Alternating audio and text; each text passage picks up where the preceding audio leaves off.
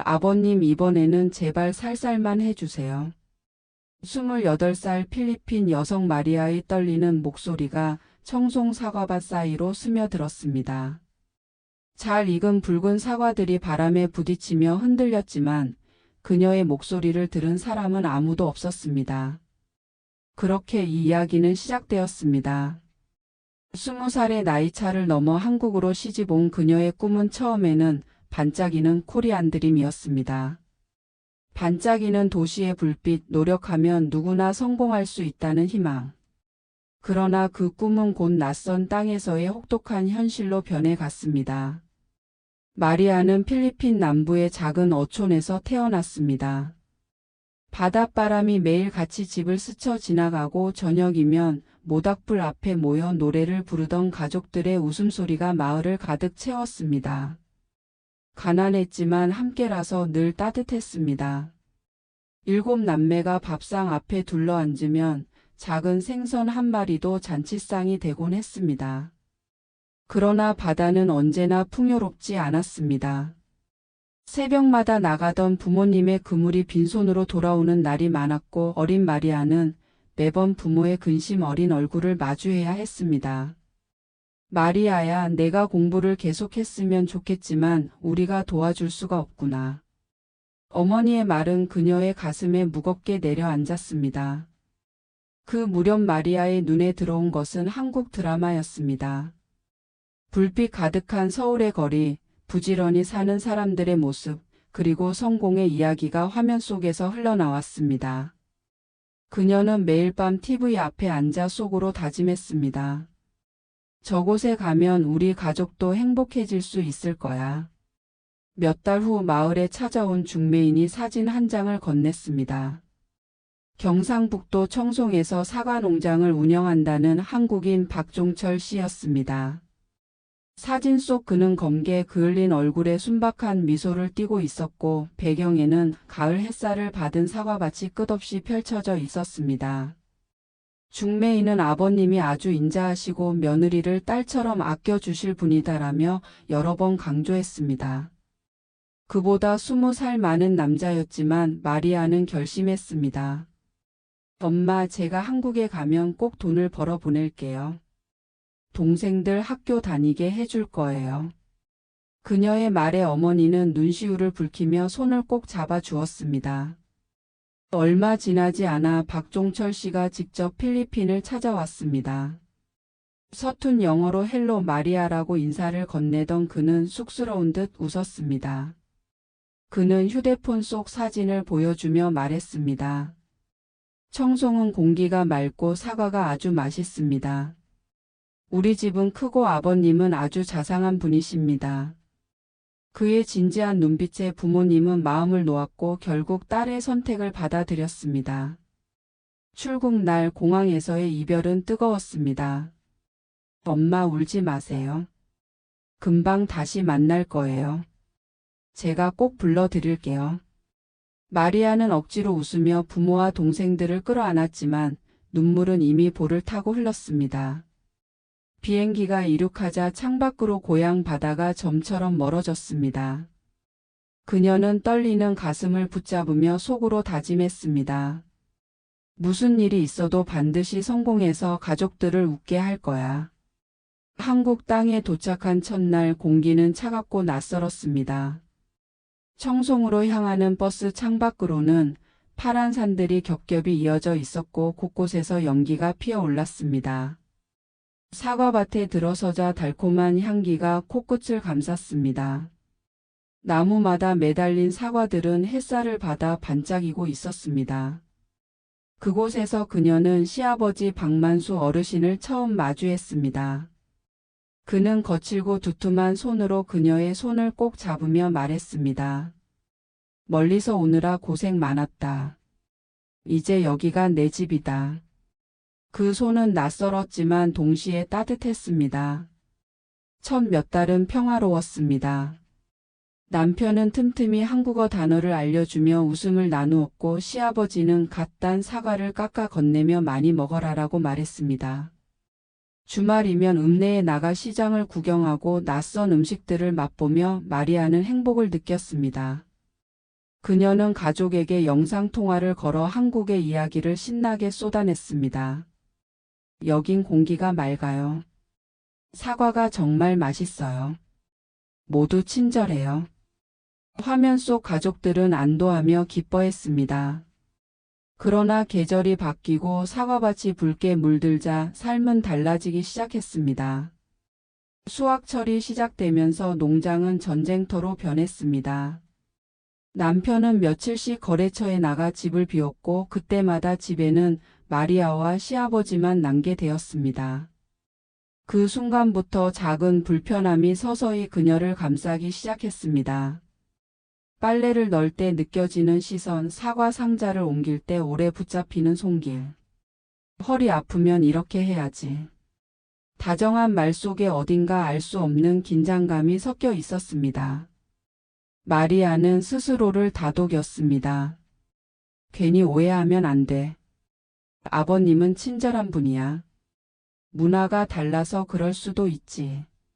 그러나 마음속 불안은 조금씩 자라나기 시작했습니다. 그리고 어느 저녁 부엌에서 닭게장을 끓이던 순간 등 뒤로 다가온 기척과 함께 낮은 목소리가 들렸습니다. 수고한다. 그와 동시에 거친 손이 그녀의 등에 살짝 얹혔습니다. 짧았지만 너무 길게 느껴지는 순간이었습니다. 마리아는 젓가락을 내려놓으며 힘겹게 말했습니다. 저 괜찮습니다, 아버님. 그제야 손길은 물러났습니다. 마치 아무 일도 없었다는 듯. 그러나 그 순간의 온도는 그녀의 마음을 흔들어 놓기에 충분했습니다. 그날 밤 그녀는 창밖의 달빛을 바라보며 잠을 이루지 못했습니다. 고향의 파도가 떠올랐고 남매들의 웃음이 그리웠습니다. 동시에 낮에 느꼈던 그 낯선 감촉이 머릿속을 지워지지 않고 맴돌았습니다. 그녀는 아직 알지 못했습니다. 작은 균열로 시작된 이 불안이 앞으로 다가올 거대한 폭풍의 전조였다는 것을. 그리고 언젠가 다시 입 밖으로 흘러나올 그 말. 아버님 제발 살살만 해주세요. 청송의 가을은 마리아에게 낯설면서도 아름다웠습니다. 아침이면 사과밭에서 은은한 단내가 흘러나왔고 농장의 흙길 위로는 안개가 자욱하게 깔렸습니다. 새벽닭이 울어 퍼지면 산자락에 햇빛이 비치며 붉은 사과들이 반짝였습니다. 마리아는 마치 동화 속 풍경 속에 들어온 듯 감탄했습니다. 시아버지 박만수 어르신은 새벽마다 마당에 나와 그녀를 불렀습니다. 며느라기 오늘은 날씨가 참 좋구나. 사과향이 짙어지는 계절일수록 수확도 알차게 된다네. 그의 목소리는 낮고 단단했습니다. 마리아는 어색한 미소를 지으며 고개를 끄덕였습니다. 처음 몇 달 동안의 생활은 평화로웠습니다. 남편 종철은 일이 바쁘면서도 저녁이면 꼭 돌아와 그녀와 함께 밥을 먹었습니다. 식탁 위에는 갓 딴 사과와 된장국 그리고 푸짐한 김치가 올려졌습니다. 종철은 서툰 한국어와 영어를 섞어가며 말했습니다. 마리아 투게더 파밀리. 그는 그렇게 웃으며 손을 내밀었고 마리아는 그 손을 잡으며 새로운 삶의 희망을 걸었습니다. 주말이면 종철은 그녀를 읍내 시장으로 데리고 갔습니다. 시골 장터는 활기가 넘쳤습니다. 튀겨낸 전 냄새, 새우젓을 부르는 상인의 목소리, 노란 배추와 붉은 고추가 산처럼 쌓인 광경. 마리아는 눈을 반짝이며 연신 카메라 셔터를 눌렀습니다. 엄마, 여긴 모든 게 새로워요. 음식도 사람들도요. 영상 통화 속에서 그녀는 고향 가족에게 활짝 웃으며 말했습니다. 어머니는 딸의 얼굴을 보며 겨우 안도의 눈물을 삼켰습니다. 시아버지도 그녀를 배려하려 노력했습니다. 바치를 시키지 않고 새벽이면 사과즙을 직접 끓여 주었습니다. 이거 마시면 힘이 난다. 속도 편해진다.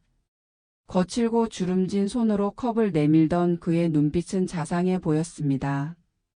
마리아는 마음속에서 정말 친절하신 분이구나라고 생각했습니다. 하지만 그 행복은 계절이 바뀌며 무너져 내리기 시작했습니다.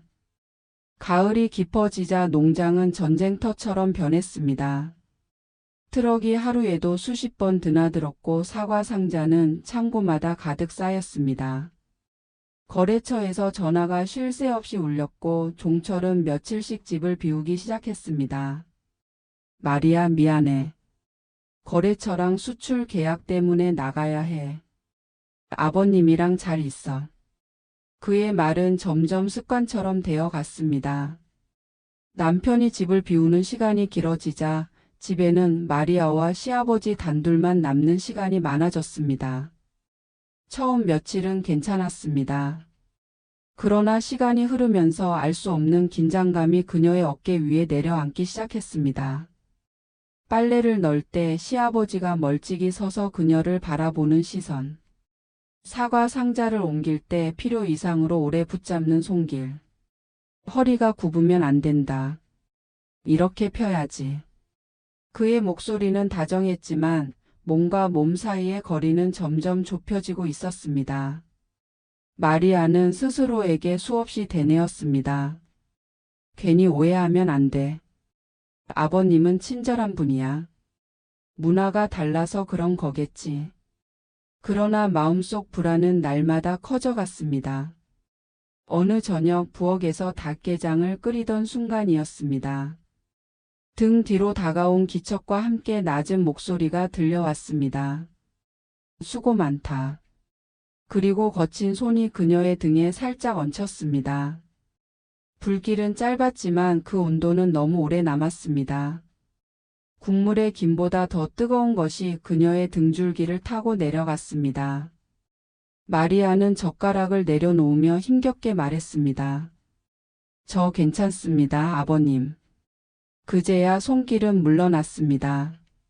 마치 아무 일도 없었다는 듯. 그러나 그 순간의 감각은 그녀의 심장을 오래도록 두드렸습니다. 그날 밤 마리아는 잠을 이루지 못했습니다. 창호지 너머로 스며드는 달빛이 방 안을 가득 채웠습니다. 남편이 없는 방은 유난히 넓고 쓸쓸했습니다. 그녀는 고향의 파도를 떠올렸습니다. 모래사장을 달리던 남매들의 웃음소리, 어머니의 손길. 그리고 낮에 느꼈던 낯선 손길. 서로 다른 기억의 온도가 뒤엉키며 가슴속 불안은 점점 커졌습니다. 다음 날 아침 시아버지는 아무 일도 없었다는 듯 사과 상자를 트럭에 실으며 말했습니다. 오늘은 힘든 날이 될 거다. 끝까지 버티면 저녁에 내가 사과즙을 데워줄게. 그의 말은 분명 배려였을지 모릅니다. 그러나 마리아의 귀에는 자꾸만 끝까지 버티라는 말만 남았습니다. 버틴다는 것이 무엇을 의미하는지 그녀는 알 수 없었습니다. 그녀는 고개를 숙이며 대답했습니다. 예, 아버님. 그리고 알지 못했습니다. 작은 균열로 시작된 이 불안이 앞으로 다가올 거대한 파국의 시작이라는 것을. 그리고 언젠가 그녀의 입에서 다시 흘러나올 그 말. 아버님 제발 살살만 해주세요. 청송의 가을은 누구에게나 축복이면서도 시험이었습니다. 사과나무의 가지마다 붉은 열매가 가득 달려 햇빛이 비치면 유리알처럼 번들거렸습니다. 바람이 살짝 불기만 해도 달큰한 향이 마당을 가득 메웠고 흙길을 타고 퍼져나가 골목 어귀까지 따라붙었습니다. 그 냄새를 맡을 때마다 마리아는 한국에 온 첫날의 설렘을 떠올렸습니다. 하지만 이번 가을은 달랐습니다. 설렘 대신 어깨에 내려앉는 무게가 더 컸고 그 무게가 어디서 오는지 서서히 알아가고 있었습니다. 새벽이면 마당에 옅은 안개가 깔렸습니다. 닭 울음소리가 산 너머로 이어지고 시계가 울리기도 전 시아버지 박만수 어르신의 발걸음이 먼저 현관을 스쳤습니다. 며느라기 일어나거라. 오늘은 선별이 많다. 잠깐 눈을 감고 한숨을 내쉰 뒤 마리아는 서둘러 부엌 불을 켰습니다. 쌀을 씻고 된장을 풀어 국을 올리고 김치를 접시에 담아 식탁 위에 가지런히 놓았습니다. 주전자에 물이 끓는 동안 사과 세 알을 집어들고 칼로 껍질을 돌려 깎았습니다. 껍질이 끊기지 않고 길게 내려갈수록 마음이 조금 놓였습니다. 맛이 좋아야 힘이 나지. 어르신은 늘 그렇게 말했고 마리아는 그 말이 사실이라 믿고 싶었습니다. 밭으로 나가는 길은 낮에는 넓고 환했지만 새벽에는 늘 길고 낯설었습니다. 흙길에 자잘한 자갈이 고무장화 밑창을 자꾸 건드렸고 사과나무 사이로 길게 드리워진 그림자가 마치 가느다란 그물처럼 발목을 잡는 느낌을 주었습니다. 첫 수확 무렵 마리아는 사과를 따는 순서를 배웠습니다. 위에서 아래로 햇볕을 많이 받은 쪽에서 그늘 쪽으로 대를 꺾지 않게 손목을 살짝 비틀어 돌려 따는 요령. 잘 익은 사과는 손끝에서 툭하고 부드럽게 떨어졌고 덜 익은 것은 마치 매달린 마음처럼 끝까지 버티었습니다. 오전 내내 나무와 상자 사이를 오가면 손가락 끝에 사과의 미세한 털이 잔잔히 남았습니다. 사과 상자에 쌓을 때는 꼭지 부분이 서로 상하지 않도록 방향을 맞춰야 했고 두 상자를 겹쳐 올릴 때는 무릎을 먼저 굽혀야 허리 통증을 피할 수 있었습니다. 이런 작은 요령을 하나씩 익힐수록 마리아는 조금씩 자신감을 얻었습니다. 잘한다 며느라기. 손이 야무지다. 어르신의 말이 들리면 마리아는 고개를 살짝 숙이며 감사합니다 하고 대답했습니다. 칭찬이 싫지 않았습니다. 다만 그 말에 딸려오는 시선이 하루가 다르게 묵직해지고 있다는 사실을 그녀만은 알고 있었습니다. 점심시간이 되면 일꾼들이 마당 그늘 아래로 모였습니다. 배추김치와 된장국, 간장, 고추, 그리고 흰밥 한 그릇이면 충분했습니다. 일꾼들 가운데에는 익숙한 사투리로 농을 던지는 동네 어머니들도 있었고 타국에서 온 젊은 노동자도 있었습니다. 그들은 서로의 언어를 완벽히 알지 못했지만 지친 어깨와 땀으로 이어졌습니다. 식판 위에 사과 반쪽이 올려지면 모두가 웃었습니다. 이 집 사과는 달다. 그 말에 마리아도 따라 웃었습니다. 하지만 웃음 끝에 스며드는 기분 나쁜 감각은 사라지지 않았습니다. 식탁 끝에서 마주치는 시아버지의 눈빛이 자꾸만 길어졌기 때문입니다.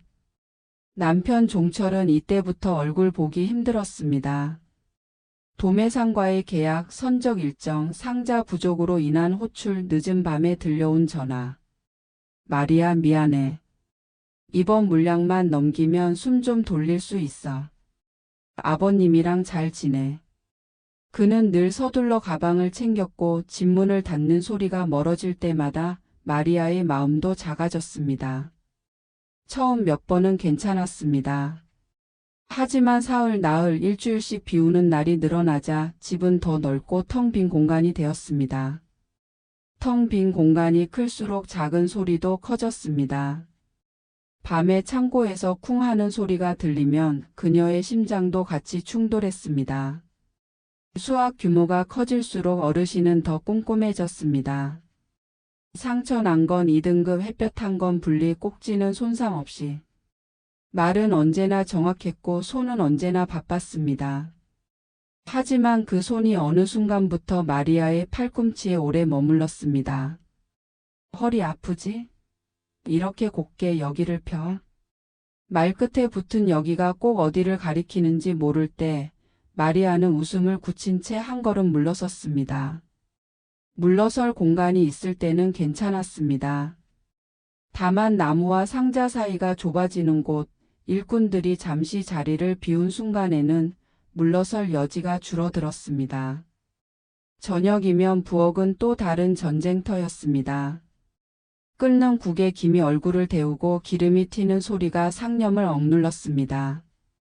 마리아가 냄비를 흔들 때마다 부엌 문틈으로 바람인지 인기척인지 모를 기운이 스며들었습니다. 한 걸음 뒤에서 멈추는 그림자, 조심스레 닫히는 방문 소리, 일부러 크게 내는 헛기침. 며느라기 문 닫을까? 평범한 문장이었지만 목소리에 깃든 낮은 울림이 그녀의 등을 먼저 닫아버렸습니다. 아닙니다, 아버님. 대답은 항상 정확했고 그 정확함이 때로는 낯설 정도로 또렷했습니다.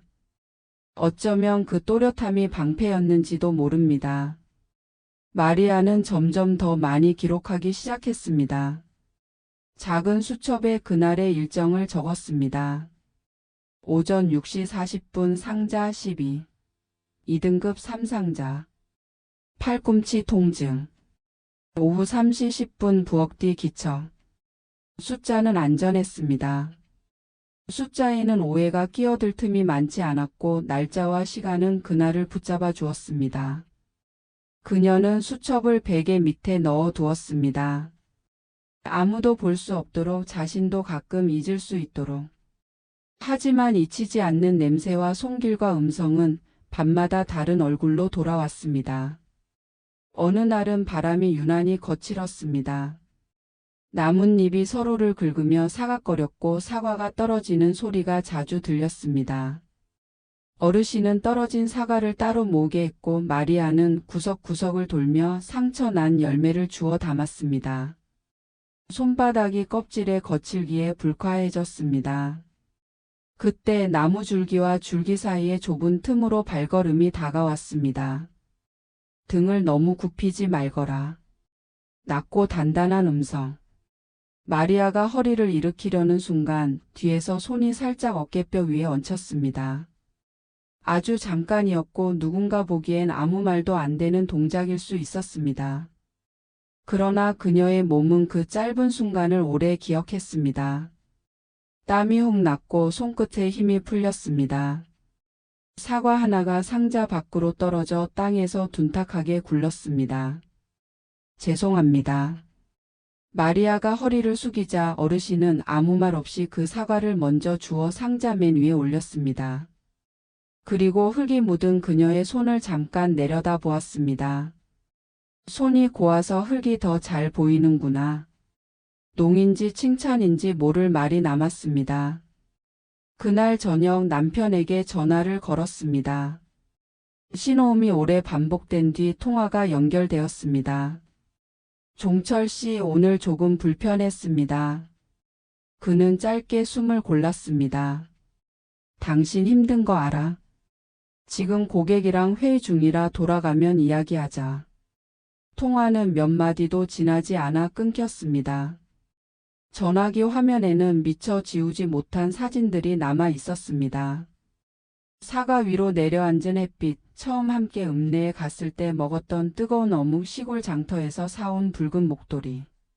사진 속 웃음은 오래전 물건 같았습니다. 밤은 길었습니다. 달이 중천에 오르면 그림자도 더 또렷해졌습니다. 마당 끝 창고에 걸린 자물쇠가 바람에 흔들리며 찰칵 소리를 냈고 대문을 비집고 들어온 찬 공기가 방바닥을 스쳤습니다. 마리아는 몸을 웅크린 채 얇은 담요를 끌어당겼습니다. 눈을 감고 어머니의 자장가를 떠올렸지만 멜로디는 중간에서 자꾸 끊겼습니다. 대신 낮에 들었던 음성이 자꾸 이어졌습니다. 허리를 펴고 여기. 손이 곱다. 문 닫을까? 짧은 문장들이 방 안을 돌아다녔습니다. 며칠 뒤 수확은 정점에 도달했습니다. 일꾼들은 점심도 서둘러 먹고 다시 밭으로 들어갔습니다. 남편은 아예 보이지 않았습니다. 어르신은 일정표를 들고 부지런히 왔다 갔다 했고 마리아는 상자 번호를 외우듯 이동했습니다. 오후가 되어 해가 기울기 시작하자 사과의 붉은 빛은 더 깊어졌습니다. 그 아름다움이 도리어 그녀를 불안하게 만들었습니다. 아름다운 것들 뒤에는 종종 날카로운 것이 숨는 법이었으니까요. 체질력 대부분의 일꾼이 돌아가고 나서 어르신이 말했습니다. 며느라기 저장고에 새 상자 정리 좀 도와라. 오늘 들어온 비닐은 습기 먹게 두면 안 된다. 말투는 평소와 다르지 않았습니다. 그러나 마리아의 등줄기를 따라 서늘한 기운이 흘렀습니다. 저장고는 안쪽에 등 하나가 약하게 달려있고 철문이 두껍고 안에서 바람이 잘 새지 않는 곳이었습니다. 그녀는 순간적으로 발을 멈췄습니다. 지금 바로요, 아버님? 그래. 잠깐이면 된다. 어르신의 대답은 짧았습니다. 그녀는 고개를 끄덕이고 집으로 들어가 점퍼를 걸쳤습니다. 침대 머리맡에 수첩과 작은 휴대폰이 동시에 보였습니다. 망설임은 길지 않았습니다. 마리아는 휴대폰의 녹음 버튼을 미리 눌러 얇은 손수건으로 감쌌습니다. 손수건을 접어 점퍼 안쪽 주머니 깊숙이 밀어 넣었습니다. 심장이 쿵 하고 커다랗게 2번 뛰었습니다. 그녀는 일부러 숨을 길게 내쉬었습니다. 괜찮습니다. 입술이 먼저 대답했고 발걸음이 그 뒤를 따라갔습니다. 저장고 앞에 서면 공기가 달라졌습니다. 사과와 나무 상자, 비닐, 종이박스에서 나온 냄새가 섞여 서늘하고 눅눅한 기운을 만들었습니다. 마리아가 손잡이를 잡자 철문이 낮게 울었습니다. 먼저 들어가 있어라. 내가 뒤따라가겠다. 어르신의 음성이 뒤에서 들렸습니다. 그녀는 천천히 문턱을 넘었습니다. 발끝이 콘크리트 바닥을 닿자 안쪽에서 바람이 작은 소리로 흘렀습니다. 등은 저절로 굳고 시선은 스스로 입구를 확인했습니다. 그녀는 마음속으로 짧게 세었습니다. 하나, 둘, 셋. 휴대폰이 여전히 주머니 안에서 미약하게 반짝이는 듯 했습니다. 여기 상자부터 저쪽에 쌓아라. 어르신의 발소리가 가까워졌습니다. 철문이 뒤에서 무겁게 움직였습니다. 잠금새가 흔들리며 찰칵하고 짧게 울렸습니다. 마리아는 본능처럼 몸을 돌렸습니다. 그와 눈이 마주쳤습니다. 그의 얼굴에는 익숙한 표정이었습니다. 농부의 표정, 아버지의 표정, 그리고 설명하기 어려운 다른 무언가의 표정. 그 표정들이 한순간 겹쳐졌다가 제각각으로 흩어졌습니다. 춥다. 문을 조금만 닫자. 평범한 말이었습니다. 평범한 말은 언제나 안전해 보입니다. 그렇지만 그녀의 살갗은 안전하다고 느끼지 못했습니다. 철문은 반쯤 닫혔고 그 틈으로 저녁놀이 얇은 칼날처럼 스며들었습니다. 바깥의 붉은 빛이 바닥을 길게 긋고 상자의 모서리를 타고 올라가 저장고 벽에 눕혀졌습니다. 마리아는 상자 하나를 들어 올렸습니다. 팔목이 당기고 손바닥에 땀이 생겼습니다. 상자를 옮기는 동안에도 귀는 입구 쪽을 향해 기울어 있었습니다. 지금 나가야 할까 아니면 조금 더 버텨야 할까? 갈림길의 두 끝에서 숨이 짧게 끊겼습니다. 어르신의 발자국은 천천히 그러나 분명히 가까워졌습니다. 그 순간 바깥에서 일꾼 중 한 사람이 재빨리 달려왔습니다. 사장님, 트럭 기사님이 찾습니다. 저장고의 공기가 순간 바뀌었습니다. 철문이 다시 쾅 하고 열렸고 차가운 바람이 마리아의 목덜미를 스쳤습니다. 어르신은 짧게 대답했습니다. 금방 간다. 그리고 마리아를 향해 설명할 수 없이 길고 복잡한 눈길을 한 번 남겼습니다. 저녁 전에 끝내자. 그 말 뒤에 발소리가 멀어졌습니다. 바깥의 붉은 빛이 다시 넓어졌고 숨이 조금 길어졌습니다. 마리아는 상자를 내려놓고 벽에 등을 붙였습니다. 휴대폰의 녹음 버튼이 여전히 켜져 있다는 사실이 이상하게도 그녀를 붙잡아 주었습니다. 손수건을 더 단단히 눌러 주머니 안쪽으로 밀어 넣었습니다. 나는 오늘을 기억할 것입니다. 나는 오늘을 기록할 것입니다. 조용히 마음속으로 말했습니다. 저녁이 되자 하늘은 금세 어두워졌습니다. 밭에서는 마지막 사과 몇 개가 떨어지는 소리가 나지막이 들렸고 마당에서는 일꾼들의 떠드는 소리가 차츰 줄어들었습니다. 마리아는 서둘러 저녁을 준비했습니다. 국은 너무 짜지 않게 간을 맞추고 김치는 씻어 고춧가루를 덜어내 아이들도 먹을 수 있을 정도의 맛으로 만들었습니다. 상을 차리면서도 그녀의 시선은 부엌 문을 스치듯 자꾸 지나갔습니다. 그림자가 서면 발소리가 멈추면 헛기침이 조금 더 낮으면 그럴 때마다 젓가락을 쥔 손가락에 힘이 들어갔습니다. 식탁에 앉은 어르신은 평소처럼 밥을 말없이 먹었습니다. 짭짤하니 괜찮네. 잠깐의 칭찬이 지나가고 그릇에 숟가락이 부딪히는 규칙적인 소리만이 이어졌습니다. 그 평범함이야말로 그녀를 또다시 몹시 불안하게 만들었습니다. 너무 평범하면 그 다음에 오는 변화를 아무도 알아채지 못하기 때문입니다. 남편은 여전히 돌아오지 않았고 전화기의 화면은 잠깐의 빛을 내뿜다가 금세 어둠 속으로 사라졌습니다. 그날 밤 마리아는 수첩에 길게 적었습니다. 저장고 문 반쯤. 잠금새 소리 한 번. 외부 호출로 중단. 발걸음 거리 일정치 않음. 어조 낮음. 눈길 길어짐. 글자는 또박또박했지만 손끝은 떨렸습니다. 그녀는 빈 공간에 한 줄을 더 적었습니다. 내일도 저장고일 가능성 높음. 주머니 녹음 유지. 그리고 한참 동안 펜 끝을 움직이지 못했습니다. 마지막으로 작은 글씨로 덧붙였습니다. 나는 혼자가 아닙니다. 내 안에 나까지 합하면 둘이니까요. 다음 날 아침 마당 위로 다시 안개가 깔렸습니다. 닭 울음이 지난 뒤 산등성이 위로 햇빛이 올라왔습니다. 그리고 어김없이 그 목소리가 들렸습니다. 며느라기 오늘은 저장고부터 정리하자. 말은 짧고 단정했습니다. 마리아는 조용히 고개를 들었습니다. 마음은 이미 결심을 끝내고 있었습니다.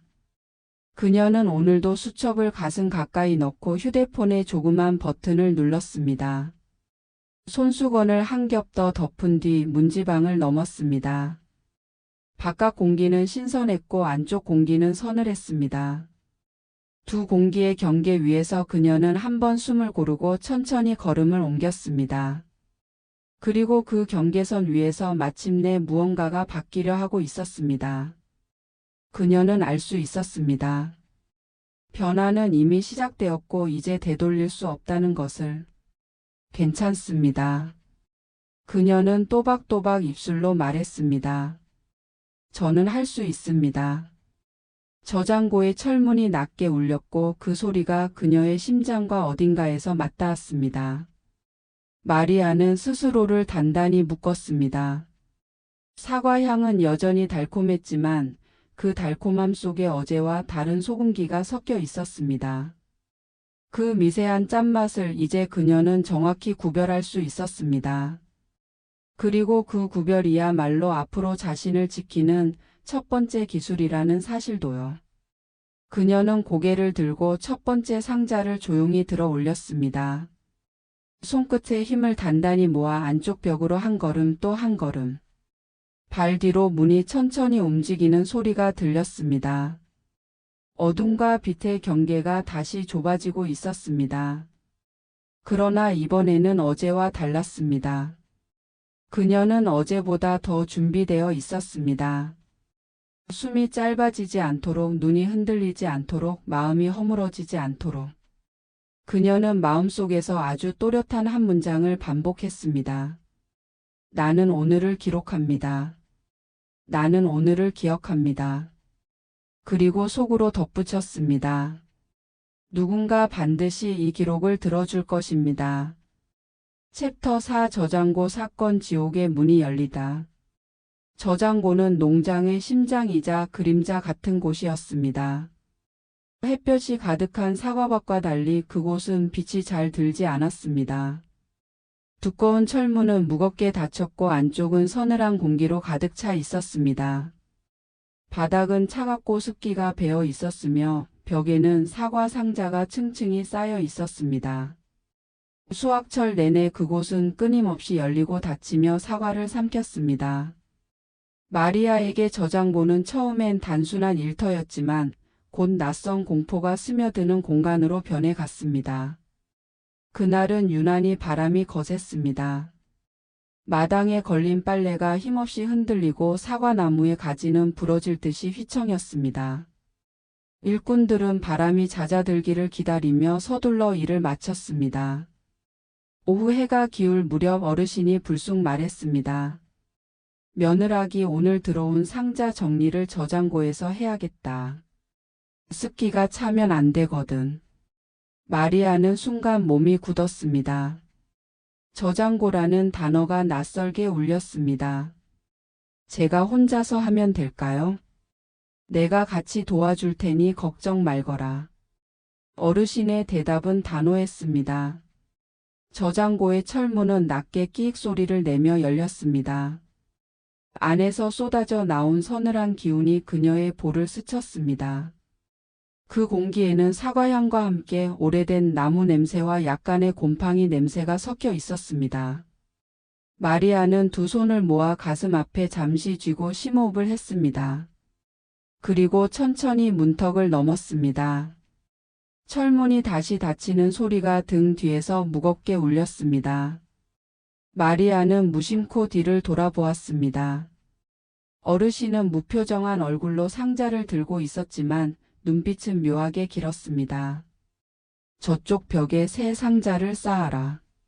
습기 먹지 않게 간격을 두고. 그의 말은 지극히 평범했습니다. 마리아는 고개를 끄덕이고 상자를 들어 올렸습니다. 손바닥의 무게가 고스란히 전해졌습니다. 그러나 마음은 무겁게 눌렸습니다. 어깨 위로 불쑥 손길이 닿은 건 그때였습니다. 허리 조심해야 한다. 내 허리가 아직 젊으니 다치면 오래 간다. 말은 배려였지만 손은 필요 이상으로 오래 머물렀습니다. 마리아는 황급히 몸을 틀며 대답했습니다. 괜찮습니다, 아버님. 그제야 손이 물러났습니다. 공기는 더 차가워졌습니다. 사과 상자가 부딪히는 소리와 그녀의 거친 호흡만이 울렸습니다. 눈길을 들어보니 어르신은 아무 일도 없었다는 듯 또 다른 상자를 옮기고 있었습니다. 그러나 그의 눈은 마리아의 움직임에서 떨어지지 않았습니다. 마리아는 손에 땀이 차는 것을 느꼈습니다. 상자가 미끄러질까 두려워 손가락을 더 조였습니다. 나는 일을 하고 있을 뿐이다. 아무 일도 일어나지 않았다. 마음속으로 되뇌었습니다. 그러나 귀에는 자꾸만 철문 소리와 잠금새가 스치는 상상이 겹쳐졌습니다. 저녁 전에 끝내자. 어르신의 말이 저장고의 차가운 공기 속을 울렸습니다.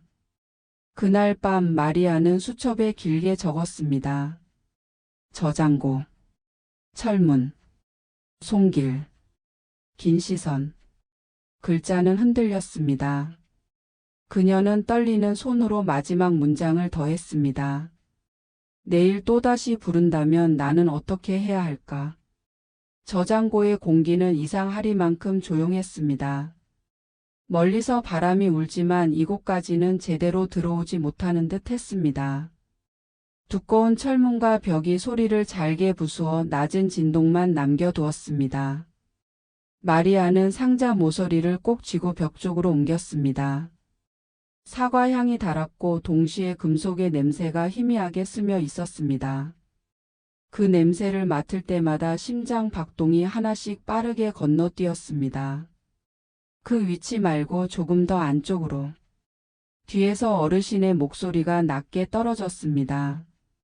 평범한 지시였습니다.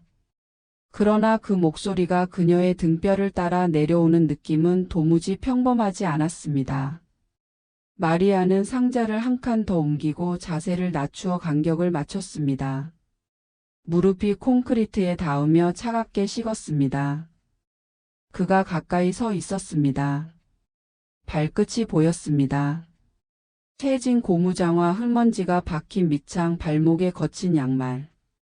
사과 상자와 그녀 사이, 그리고 그와 그녀 사이의 거리는 순간마다 달라졌습니다. 마치 눈에 보이지 않는 줄이 저장고 안을 가로지르며 그녀가 움직일 때마다 팽팽하게 조여지는 듯 했습니다. 허리는 이렇게 펴야 한다. 그는 말하며 손짓을 했습니다. 마리아는 고개만 끄덕였습니다. 예, 알겠습니다.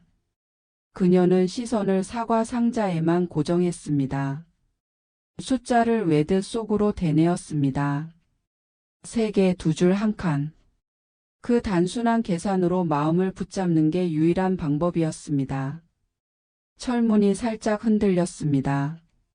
바람이 지나가는 소리였을 겁니다. 그 작은 소리에 마리아는 어깨를 움찔했습니다. 어르신이 묻지도 않았는데 말이 나왔습니다. 문이 조금 열린 것 같습니다. 바람 탓이다. 신경 쓰지 마라.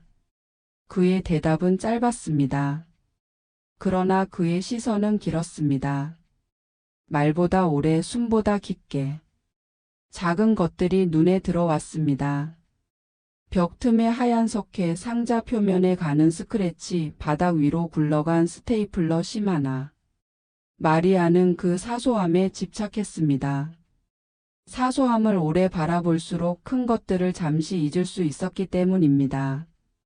물은 마셨느냐? 아직입니다. 목 축이고 하자. 그가 건넨 물병은 차갑지 않았지만 입술은 얼어붙은 듯 말라 있었습니다. 마리아는 한 모금만 삼켰습니다. 물이 목을 지나가는데 무엇이든 삼키는 감각 자체가 낯설게 느껴졌습니다. 작업은 다시 이어졌습니다. 상자를 들어 옮기고 간격을 재고 모서리를 맞추는 반복. 그러나 반복이 거듭될수록 몸은 익숙해졌고 마음은 반대로 낯설어졌습니다. 익숙함이 곧 안심을 의미하지 않는다는 걸 그녀는 너무 잘 알고 있었습니다. 여기 이쪽은 내가 들 테니 너는 아래를 받쳐라. 그의 그림자가 겹쳐졌습니다. 저장고 불빛이 뒤쪽에서 길게 뻗어 두 사람의 윤곽이 바닥에 겹쳐졌습니다. 그림자 속에서 마리아의 손이 작게 떨렸습니다. 스스로 알아차릴 수 있을 만큼 분명하게. 그녀는 떨리는 손을 더 깊숙이 상자 아래로 밀어 넣었습니다. 조심하십시오, 아버님. 내가 조심하면 된다. 잠시 시간이 늘어졌습니다. 사과 하나가 상자 밖으로 굴러 바닥을 쳤습니다. 단단한 과육이 부딪히는 소리가 저장고에 크게 울렸습니다. 마리아가 반사적으로 허리를 숙이자 그의 발끝이 더 가까워졌습니다. 마리아는 사과를 주워들고 한참 동안 손바닥에 얹어두었습니다. 원래 자리로 돌려놓기까지의 시간이 이상할 만큼 길었습니다. 손이 참. 그가 중얼거렸습니다. 말끝이 흐려졌습니다. 예? 고와서 흙이 더 잘 보이는구나. 똑같은 말. 며칠 전에도 들었던 말. 같은 문장인데 오늘은 다른 온도로 들렸습니다. 마리아는 입술을 굳게 다물었습니다. 단단한 과육이 손 안에서 미세하게 뜨거웠습니다. 저장고 안 공기가 더 가라앉았습니다.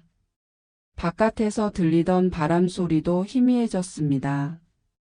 철문과 벽, 상자 더미가 만든 작은 세계 안에서 그녀는 숨을 세었습니다. 하나, 둘, 셋. 그 리듬이 깨지지 않도록. 손바닥에 땀이 식지 않도록. 스스로 체온을 붙잡듯 숨을 간신히 고르며 그가 한 걸음 다가섰습니다. 그리고 아주 평범한 말투로 물었습니다. 추운가? 괜찮습니다. 그럴 리가. 이상하게도 질문보다 대답이 더 낮았습니다. 마치 대답이 정해져 있었다는 듯이. 마리아는 고개를 들지 않았습니다. 시선은 여전히 모서리 각도와 간격에 붙어 있었습니다. 숫자와 직선 그 두 가지에만. 잠깐의 침묵이 흘렀습니다. 침묵은 이 저장고에서 가장 큰 소리였습니다. 침묵은 사과 상자보다 무겁고 철문보다 두꺼웠습니다. 그 침묵 속에서 말하지 않아도 알아지는 것들이 생겼습니다. 알고 싶지 않은 것들까지도. 그는 저장고 전등을 한 단계 낮췄습니다. 누군가 보기에는 단순히 눈부심을 덜기 위한 동작이었을 겁니다. 그러나 불빛이 낮아지면 경계도 낮아지는 법이었습니다. 그림자는 더 두터워졌고 사물의 윤곽은 조금씩 흐려졌습니다. 흐려진 선 사이로 마음이 스르르 미끄러지는 느낌이 왔습니다. 마리아는 작은 숨을 들이켰습니다. 그리고 아주 또렷하게 말했습니다. 아버님, 저는 일만 하겠습니다. 그 말은 구호 같았습니다. 스스로를 묻고 스스로를 일으키는 주문처럼. 그래, 일만 하면 되지. 그의 대답은 이상하게 길었습니다. 일이라는 단어가 저장고 벽에 부딪혀 되돌아왔습니다. 111. 되돌아오는 메아리는 처음과 같은 표정이 아니었습니다. 발소리가 더 가까워졌습니다. 그녀는 상자를 내려놓지 않았습니다. 내려놓으면 손이 비고 손이 비면 몸이 비게 될 것 같았습니다. 손이 할 일을 계속 갖고 있으면 몸도 마음도 그 일을 따라가 줄 거라고 믿었습니다. 믿고 싶었습니다. 문은 조금만 닫자. 사과가 추위에 상하면 안 된다. 말은 변명일 수도 배려일 수도 있었습니다. 마리아는 대답하지 않았습니다. 철문이 낮게 움직였고 안쪽 공기가 더 조용해졌습니다. 그는 다시 말했습니다. 너는 참 착하다. 말을 잘 듣는다. 그 문장이 저장고 안에서 길게 늘어났습니다. 착하다. 말을 잘 듣는다. 누군가에게는 칭찬일 그 말이 오늘은 명령처럼 들렸습니다. 마리아는 상자를 천천히 내려놓았습니다. 그리고 아주 작은 움직임으로 점퍼 안쪽 주머니를 확인했습니다. 손수건 아래 작은 기계의 얇은 모서리가 손끝에 닿았습니다. 작고 약하고 그러나 분명히 존재하는 것. 그 존재가 그녀의 손끝을 통해 심장으로 옮겨 붙었습니다. 나는 기록하고 있습니다. 그녀는 속으로 또박또박 말했습니다. 나는 듣고 보고 기억합니다. 그가 손을 들었습니다. 공기를 가르는 작은 소리까지 들리는 듯 했습니다. 그러나 손은 아직 닿지 않았습니다. 닿기 직전의 거리, 말하기 직전의 숨, 닫히기 직전의 문. 모든 것이 직전에서 멎었습니다. 그 멎음이 오히려 더 큰 소리로 그녀를 압도했습니다. 추우면 말해라. 그의 목소리가 한 번 더 낮아졌습니다. 괜찮습니다. 마리아의 대답은 여전히 또렷했습니다. 또렷함이 전부였습니다. 그 또렷함이 아니라면 그녀에게 남은 것은 하나도 없을 테니까요. 잠깐, 아주 잠깐 바깥에서 사람 목소리가 났습니다. 누군가 이름을 부르는 것 같기도 했습니다. 그러나 철문과 벽이 그 소리를 금세 삼켜버렸습니다. 마치 아무 일도 없었던 것처럼 저장고는 다시 조용해졌습니다. 그 짧은 틈에서 그녀는 스스로에게 말했습니다. 지금은 버틴다. 지금은 버틴다. 그리고 아주 작은 목소리로 덧붙였습니다. 나는 혼자가 아닙니다. 그는 한 걸음 물러난 듯했고 동시에 물러나지 않은 듯 했습니다. 거리감은 종이 한 장처럼 얇았습니다. 얇아서 더 잘 찢어지는 거리. 얇아서 더 쉽게 겹쳐지는 거리. 그 순간 그녀는 느리게 고개를 들었습니다. 눈을 마주친 시간은 짧았습니다. 그러나 짧음 안에 많은 것들이 지나갔습니다. 의심, 경계, 체념, 결심. 마지막으로 남은 것은 결심이었습니다. 그녀는 입술을 열었습니다. 아버님. 그는 대답하지 않았습니다. 눈빛이 흔들렸습니다. 저는 가족입니다. 그 한마디에 저장고 공기가 한 번 흔들렸습니다. 그 말은 강구도 협박도 변명도 아니었습니다. 그녀 스스로에게 전하는 규정이었습니다. 스스로를 가족이라는 이름 안에 붙들어 두는 마지막 띠. 그 띠를 누구도 쉽게 끊을 수 없기를 바라는 마음. 그의 눈이 잠깐 아래로 떨궜다가 다시 올라왔습니다. 오래된 나무 같은 표정이 잠깐 갈라졌다가 금세 어느 때처럼 매끈해졌습니다. 그는 고개를 아주 조금, 거의 보이지 않을 만큼 기울였습니다. 그리고 한 발 뒤로 물러났습니다. 발끝이 바닥을 스치며 내는 소리가 유난히 크게 들렸습니다. 그래. 단 한 음절의 대답. 그 말이 멈춤인지 보류인지 혹은 다른 무언가의 예고인지 마리아는 알 수 없었습니다. 다만 손끝에 열이 조금 돌아온 것을 느꼈습니다. 상자 모서리를 다시 잡았고 간격을 맞추었습니다. 숨이 길어졌습니다. 숨이 길어진다는 것만으로도 이 순간은 버틸만 했습니다. 그는 전등 스위치를 다시 올렸습니다. 저장고 불빛이 조금 밝아졌습니다. 그림자는 얇아졌고 사물의 선은 또렷해졌습니다.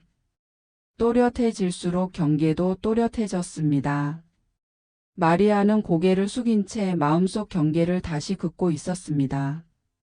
선을 그어야 길을 잃지 않습니다. 그 선이 어제의 선과 같지 않아도 오늘의 선은 오늘의 자신을 지켜줄 것입니다. 저녁 전에 끝내자. 그가 다시 같은 말을 했습니다. 예. 그녀의 대답도 같았습니다. 같은 문장 다른 의미 오늘의 온도. 저장고 밖으로 나가자 해는 거의 떨어지고 있었습니다. 붉은 빛이 산등성이를 타고 흘러내렸고 마당의 먼지까지 붉게 물들였습니다. 바람은 여전히 거칠었지만 바깥 공기에는 묘하게 인간적인 온기가 남아 있었습니다. 사람들 소리, 개 짖는 소리, 멀리서 들리는 트럭 엔진 소리. 세상은 여전히 움직이고 있었습니다. 마리아는 손을 씻으며 거울을 잠깐 보았습니다. 얼굴은 창백했고 눈가에는 피곤이 짙게 내려앉아 있었습니다. 그러나 눈동자는 또렷했습니다. 스스로도 놀랄 만큼. 그녀는 수건으로 물기를 닦고 점퍼 안쪽 주머니를 손으로 가볍게 눌렀습니다. 작은 기계는 여전히 그 자리에서 조용히 숨쉬고 있었습니다. 저녁을 준비하겠습니다. 그녀는 작은 목소리로 말했습니다. 주방으로 들어가 불을 켰습니다. 냄비에 물을 올리고 국물을 내고 칼로 파를 썰었습니다. 칼끝이 도마를 두드리는 소리가 일정하게 이어졌습니다. 일정한 소리는 생각을 가라앉힙니다. 고르게 마시는 숨처럼. 그때 어르신의 발소리가 문 밖에서 멈췄다가 아무 말 없이 멀어졌습니다. 마리아는 칼을 멈추지 않았습니다. 대신 손끝에 힘을 조금 더 주었습니다. 파의 초록이 도마 위에 가지런히 쌓였습니다. 순서를 지키면 일은 끝납니다. 순서가 무너지면 마음이 먼저 무너집니다. 오늘 그녀는 순서를 지켰습니다. 그것만으로도 충분했습니다. 아니, 충분하다고 스스로에게 말해 주었습니다. 밤이 깊어지기 전에 그녀는 수첩을 펼쳤습니다. 저장고. 불빛 한 단계 낮아짐. 철문 반 닫힘. 발걸음 근접. 상자 손 떨림 복귀. 글자를 또박또박 새겼습니다. 마지막 줄에 짧게 썼습니다. 기록 중. 그리고 줄 두 칸을 띄운 다음 아주 작은 글씨로 한 문장을 더 적었습니다. 내일 나는 더 단단해질 것입니다. 초겨울로 기우는 바람은 사과향을 남겨둔 채 점점 더 사나워졌습니다. 산등성이 위로 먹구름이 몰려오고 마당의 비닐하우스가 바람 결마다 낮게 신음을 냈습니다. 그 바람이 굽이칠 때마다 마리아의 마음속에서도 오래 눌러놓았던 불안이 함께 들썩였습니다. 수학은 큰 고비를 넘겼지만 저장고 정리는 끝나지 않았고 도매상에게 실어낼 물량이 남아 있었습니다. 낮에는 일꾼들의 말소리와 상자 부딪는 소리가 떠들썩했으나 해가 꺾이고 나면 농장은 언제나처럼 고요해졌습니다. 고요는 평온을 뜻하지 않았습니다. 고요는 오히려 소리를 감추는 방법이었습니다. 그날 저녁 남편 종철이 드물게 집으로 돌아왔습니다. 피로가 깊게 내려앉은 얼굴이었고 손등에는 종이박스를 들고 옮기다 생긴 긁힌 자국이 선명했습니다. 많이 힘들었지? 내일은 내가 오전 내내 붙들고 있을게. 마리아는 그 말에 작은 안도감을 느꼈습니다. 네, 종철 씨. 오늘은 바람이 세서 저장고 문도 자꾸 덜컥거렸습니다. 종철은 잠시 시선을 피했습니다. 아버님이 더 조심하시라 했겠지. 그러고는 본업의 이야기로 곧 화제를 돌렸습니다. 운송비가 올랐고 상자 단가가 바뀌었고 계약서의 인도 조건이 까다로워졌다는 얘기들. 쏟아지는 수치와 조건 사이에서 마리아는 2번 정도 네하고 대답한 뒤 더는 말을 잇지 못했습니다. 필요한 말이 아니면 말은 오히려 무게가 되곤 했습니다. 식사를 마치고 세 사람은 잠시 마루에 나와 차를 마셨습니다. 바람이 창호를 때릴 때마다 쿵 하는 낮은 울림이 들렸고 마당에 감나무 잎이 길게 흩날렸습니다. 시아버지 박만수 어르신은 차를 2모금 마시고 조용히 물었습니다. 내일 오전에 트럭이 일찍 올 거다. 상차 순서를 미리 맞춰야 한다. 마리아, 너는 저장고에 새로 들어온 라벨만 정리하면 된다. 마리아는 예, 알겠습니다 하고 고개를 숙였습니다. 옆에서 종철이 무심하게 덧붙였습니다. 아버님, 내일 오전엔 제가 같이 들어가 볼게요. 그 말에 어르신의 눈빛이 잠깐 흔들렸습니다. 그래, 그러면 좋지. 평온한 어조였지만 마리아는 그 잠깐의 흔들림을 놓치지 않았습니다. 작은 균열은 대부분 한 번에 생기지 않습니다. 미세한 금이 여러 날에 걸쳐 스며들고 어느 날 문득 우두둑 하고 터질 뿐입니다. 밤이 깊어질수록 바람은 더 사나워졌습니다. 지붕의 얇은 부분이 끽 하며 몸을 비틀었고 담장 뒤에서 개가 짧게 2-3번 짖다가 이내 웅크렸습니다. 마리아는 방 한켠에 수첩을 꺼내 앉았습니다. 날짜를 적고 시간대별로 적당한 단어를 골라 박아 넣듯이 기록했습니다. 오후 430 저장고 라벨 재정렬. 철문 흔들림 심함. 발걸음 근접 중단. 종철 귀가 저녁 동서. 그 아래에 아주 작은 글씨로 덧붙였습니다. 내일 오전 함께. 그리고 점퍼 안쪽 주머니를 손끝으로 눌러보았습니다. 얇은 기계의 차가운 모서리가 손끝에 닿았습니다. 그것이 유일한 무기였고 동시에 유일한 숨구멍이었습니다. 이튿날 아침 먹구름은 한층 더 낮게 깔렸습니다. 산자락이 안개에 잠겨 있고 흙길은 젖은 낙엽으로 미끄러웠습니다. 세 사람은 평소보다 빨리 움직였습니다. 트럭 기사에게 전화를 걸어 도착 시간을 맞추고 일꾼 2사람을 더 부르기로 했습니다. 시간 맞춰야 한다. 어르신은 그렇게 말하며 공고함을 챙겼습니다. 마리아는 장갑을 끼고 라벨 묶음을 들고 저장고 앞에 섰습니다.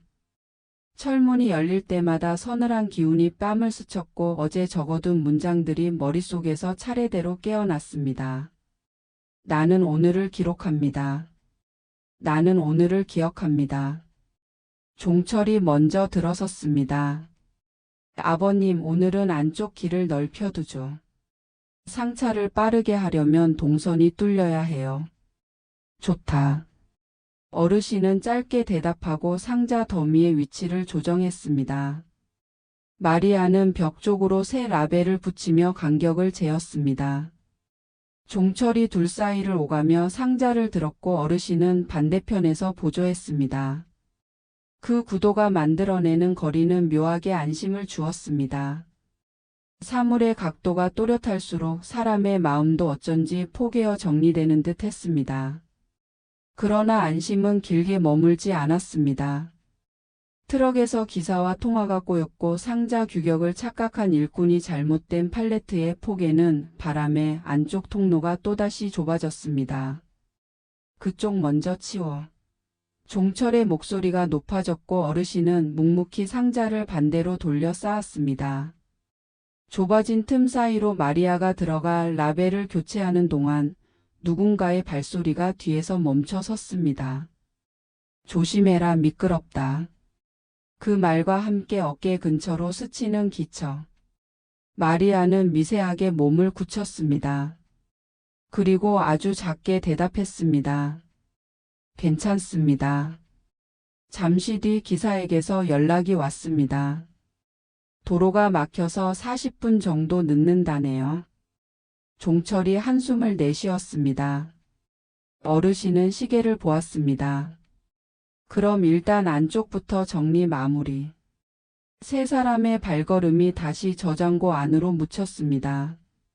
바깥의 소리는 더 멀어졌고 안쪽의 소리는 더 또렷해졌습니다. 상자가 맞부딪히는 소리, 라벨이 뜯겨나가는 소리, 플라스틱 끈이 끊어지는 소리. 그리고 숨. 어느새 등줄기로 식은땀이 스며들었습니다. 마리아는 마음속 리듬을 다시 붙잡았습니다. 셋, 둘, 하나. 그 리듬대로 라벨을 붙이고 한 박자 쉬고 다시 붙였습니다. 종철이 비어있는 통로를 지나 밖으로 나가던 순간 어르신이 말했습니다. 종철아, 끌차 좀 갖고 와라. 바퀴가 한쪽이 흔들린다.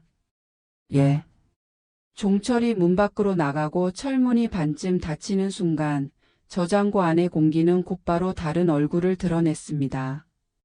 바람 소리는 뭉툭해지고 그림자는 길게 늘어났습니다. 그 사이에 공간의 온도가 아주 조금 내려앉았습니다. 어르신이 말했습니다. 문풍지가 덜 붙었구나. 추우면 안 되는데. 말은 언제나 평범했습니다. 평범함은 도리어 칼날처럼 예리했습니다.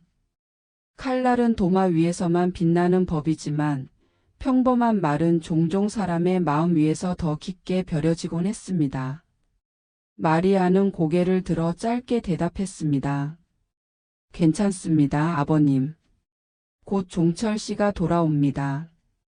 철문 바깥에서 철수레가 덜컹거리는 소리가 아주 멀리서 들렸습니다. 그 사이에 몇 걸음이 길어졌습니다. 어르신의 시선이 잠깐 마리아의 손에, 다시 얼굴에, 그리고 라벨이 붙은 상자에 머물렀습니다. 손이 다쳤느냐? 아닙니다. 어제 상자를 무리해서 오늘은 괜찮습니다. 잠깐의 공기가 무겁게 내려앉았습니다. 숨소리가 얇아지는 순간 철문이 크게 열렸습니다. 아버님, 끌차 가져왔어요. 종철이 저장고로 들어오며 통로를 비켜섰고 어르신은 아주 자연스럽게 한 발짝 떨어졌습니다. 마치 방금 전의 공기를 누구도 알지 못했다는 듯이. 잠깐의 틈에서 마리아는 자신이 손수건을 더 단단히 눌러 쥐고 있다는 사실을 깨달았습니다. 작은 기계는 조용히 그러나 분명히 그 자리에 있었습니다.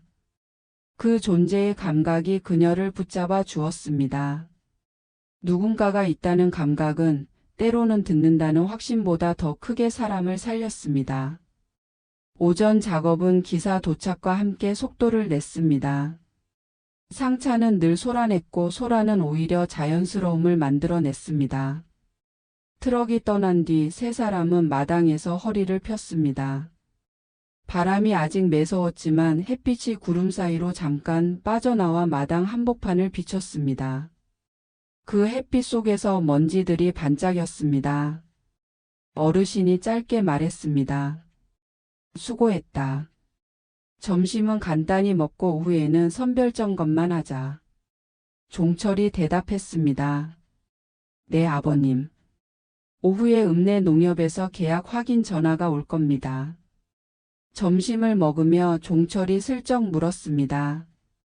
마리아, 요즘 힘들지? 아버님 말씀에 신경 쓰지 말고. 마리아는 숟가락을 잠깐 멈추었습니다. 그녀는 사실을 있는 그대로 전하고 싶었습니다. 그러나 사실은 돌처럼 무겁고 한번 올려두면 식탁이 기울어질 수 있었습니다. 그녀는 대신 말의 무게를 줄였습니다. 저는 잘하고 싶습니다. 괜히 오해가 생기면 안 되니까요. 어르신의 숟가락 소리가 아주 잠깐 멈췄다가 다시 움직였습니다. 오해할 일 없다. 모두 같은 가족이다. 그날 오후 장대비가 쏟아졌습니다. 비닐하우스가 강한 비에 떠밀리듯 흔들렸고 마당의 웅덩이는 금세 넘쳤습니다. 저녁에는 예배가 있는 날이라 동네 교회 종소리가 빗줄기를 가르며 낮게 울렸습니다. 어르신은 우산을 챙기며 말했습니다. 종철아, 오늘은 내가 집에 있어라. 전화 올 게 많다. 아버님은요? 잠깐 가서 인사만 하고 오마.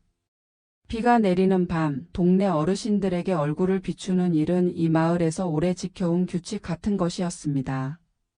그는 곧 돌아올 거라고 했습니다. 그리고 정말로 오래 지나지 않아 돌아왔습니다. 젖은 우산이 문간에 기대졌고 그의 한복판에 비 냄새가 짙게 묻어 있었습니다. 저녁을 마치고 종철은 전화기를 붙잡고 계약서를 확인하느라 방 안으로 들어갔습니다. 마리아는 부엌에서 그릇을 정리하고 남은 반찬을 작은 용기에 담아 냉장고에 넣었습니다. 그때 부엌 문턱에서 발소리가 멈췄습니다. 문이 덜 잠겼다. 어르신의 낮은 목소리였습니다. 마리아는 뒤돌아보지 않고 대답했습니다. 곧 닫겠습니다. 그는 잠깐 서 있다가 천천히 발길을 돌렸습니다. 그리고 복도 끝에서 헛기침이 한 번 들렸습니다. 그 헛기침은 분명 문을 닫고 멀어지는 소리였지만 마리아에게는 이상하게도 머릿속 수첩의 표식처럼 찍혔습니다. 밤이 깊자 빗소리는 도리어 규칙을 되찾았습니다. 과장되지 않은 리듬으로 지붕을 두드리고 홈통을 따라 가빠르게 흘러내렸습니다. 규칙은 사람을 진정시키기도 했지만 때로는 방심을 불러오기도 했습니다. 마리아는 등잔불 아래 앉아 수첩을 펼쳤습니다. 오전 공동작업, 오후 비, 저녁 헝금종 울림, 문턱 발소리 일시 멈춤 헛기침. 마지막 줄에 그녀는 아주 작게 썼습니다. 균열이 보입니다. 균열은 그날 밤 더 뚜렷해졌습니다. 종철의 전화가 끝나고 잠시 후 마루에서 작은 말소리가 났습니다. 마을 이웃인 정노인이 비를 피하다 들렀고 감기 기운이 있다며 생강차를 한 잔 얻어 마시고 갔습니다. 그는 돌아가기 전 슬쩍 한마디를 남겼습니다. 며느라가 어제 저녁 저장고 불이 아무도 없는데도 한참 켜져 있더구나. 문도 반쯤 열려 있고. 너희 조심해라. 요새 도둑도 많다. 마리아는 얼굴빛이 잠깐 사라지는 걸 느꼈습니다. 어르신의 표정은 변함이 없었습니다. 아이고 그랬습니까? 네, 단단히 챙기겠습니다. 정노인은 기침을 하며 비 속으로 사라졌습니다. 그의 발자국이 비에 금세 지워졌습니다. 그런데 그 짧은 문장이 마리아의 마음속에서 길게 메아리쳤습니다. 아무도 없는데도 켜져 있었다. 아무도 없다는 말은 정말로 아무도 없었다는 뜻일까요? 아니면 누군가의 없음으로 만들어진 있음을 모른 채 지나쳤다는 뜻일까요? 언어의 구덩이는 때때로 실제보다 더 깊었습니다. 그 밤 마리아는 쉽게 잠들지 못했습니다. 눈을 감으면 낮에 저장고가 떠올랐고 눈을 뜨면 천장 위 물자국이 커져 보였습니다. 어느 순간 복도 끝에서 작은 발소리가 났다가 멈췄습니다. 문고리가 아주 살짝 눈에 띄지 않을 만큼 흔들렸습니다. 바람이라고 하기에는 방향이 일정했고 사람이라고 단정할 수 없을 만큼 미세했습니다. 그녀는 이불을 더 끌어당겼습니다. 입술로 조용히 말했습니다. 저는 가족입니다. 그 문장은 도무지 주문처럼 들리지 않았습니다. 그러나 다른 어떤 말보다 오늘의 자신을 붙들어 주었습니다. 다음 날 아침 비가 잦아들었습니다. 마당 흙길에 작은 물길이 나 있었고 하우스 천장에 뭉친 물방울이 한참을 버티다 또각 떨어졌습니다. 어르신은 평소와 다름없이 일정을 읊었습니다. 오전엔 하우스 점검, 오후엔 선별장 청소. 저녁엔 창고 자물쇠 갈기. 자물쇠를요? 종철이 물었습니다. 어제 정노인이 도둑 얘기를 하더라. 아무 일 없을 때 바꾸는 게 낫지. 말은 옳았습니다. 마리아는 조용히 고개를 끄덕였습니다. 자물쇠는 더 단단해질 것이고 문은 더 무거워질 것입니다. 문이 무거워질수록 열고 닫는 사람의 힘도 더 필요해질 것입니다. 힘이 필요한 일은 누가 그 힘을 쥐었는지 묻도록 만들었습니다. 오후 선별장을 쓸고 닦던 중 마리아는 해묵은 천 조각과 오래된 라벨 뭉치를 정리했습니다. 낡은 라벨 더미 아래에서 작은 종이 쪽지가 나왔습니다. 누가 언제 적어 놓았는지 모를 글씨. 오후 셋 저장고 점검. 날짜 표기는 없고 펜 잉크가 발에 있었습니다. 마리아는 종이를 접어 수첩 사이에 끼워 넣었습니다. 증거는 설명을 요청합니다. 설명은 때때로 침묵보다 더 큰 소음을 불러옵니다. 그러나 언젠가 소음이 필요한 순간이 올지도 모릅니다. 해질녘 저장고 자물쇠를 새 것으로 갈았습니다. 금속이 문고리를 지나며 맑은 소리를 냈습니다. 어르신이 말했습니다. 이제 안심이다. 마리아는 잠깐 눈을 내리깔았습니다. 예, 아버님. 안심과 경계는 꼭 붙어 있는 말 같습니다. 안심이라 부르면 경계가 느슨해지고 경계라 부르면 안심이 줄어듭니다. 두 단어 사이에서 그녀는 마음을 아주 조금 더 단단히 묶었습니다. 작은 기계의 모서리가 여전히 주머니 안에서 조용히 숨쉬고 있었습니다. 그날 밤 남편이 드물게 먼저 잠들었습니다. 낯선 평온이 잠깐 방문 앞에 머물렀다가 안으로 들어왔습니다. 복도는 조용했고 부엌의 시계는 고르게 시간을 넘겼습니다. 마리아는 가만히 일어나 수첩을 펼쳤습니다. 정로인 불 켜진 목격. 자물쇠 교체. 라벨 더미 메모 발견. 그리고 마지막 줄에 아주 또렷하게 썼습니다. 내일 나는 묻겠습니다. 그 문장을 쓰고 나니 심장이 한번 크게 요동쳤습니다. 묻는 일은 쉬운 일이 아닙니다. 특히 가족에게 더욱이 상하가 분명한 농가의 구조 안에서 질문은 종종 예의가 아닌 것으로 오해됩니다. 그러나 예의를 핑계로 침묵할 수 없는 때가 있습니다. 균열이 더 번지기 전에 금이 간 자리로 손가락을 대어 확인해야 할 때가 있습니다. 창밖으로 바람이 잠깐 고개를 들었다가 다시 눕는 소리가 들렸습니다. 그녀는 담요를 펴고 누웠습니다. 내일이 오기 전 내일의 문장을 마음속에서 한 번 더 읽었습니다. 아버님, 저는 가족입니다. 가족에게는 물을 수 있습니다. 입술이 그 문장을 조용히 따라갔습니다. 그리고 그 문장은 아직 열리지 않은 내일의 저장고처럼 눈앞에서 서서히 형태를 갖추기 시작했습니다. 겨울은 농장의 색을 지워갔습니다. 사과밭은 텅 비었고 가지에는 마른 잎이 몇 개만 바람에 흔들렸습니다. 들판은 잿빛으로 눕고 산자락에는 흰 서리가 매일같이 내렸습니다. 새벽이면 마리아는 장작불을 피우고 국을 끓이며 하루를 시작했습니다. 익숙한 일이었지만 마음속 불안은 여전히 식지 않았습니다. 남편 종철은 여전히 바빴습니다.